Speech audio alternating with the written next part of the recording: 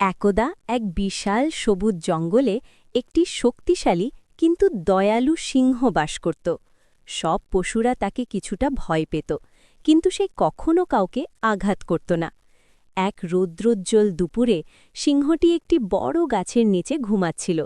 হঠাৎ একটি ছোট্ট ইঁদুর তার লেজের ওপর দিয়ে দৌড়ে গেল।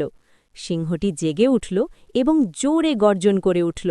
সে তার বড় থাবা দিয়ে ইঁদুরটিকে ধরে বলল, আমি তোমাকে খেয়ে ফেলব। ছোট্ট ইঁদুরটি কেঁদে বলল, দয়া করে আমাকে ক্ষমা করে দিন সিংহরাজ, একদিন আমিও হয়তো আপনাকে সাহায্য করতে পারি।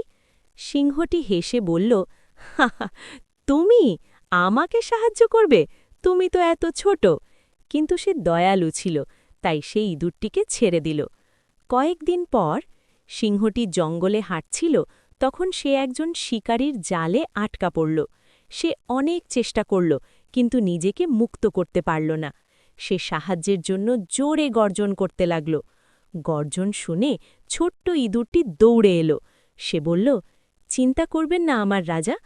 ইঁদুরটি তার ধারালো দাঁত দিয়ে জালটি কাটতে শুরু করল। কিছুক্ষণের মধ্যেই সিংহটি মুক্ত হয়ে গেল।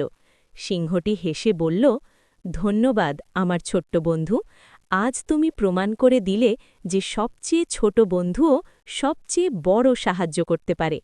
তারা চিরকালের জন্য সেরা বন্ধু হয়ে গেল।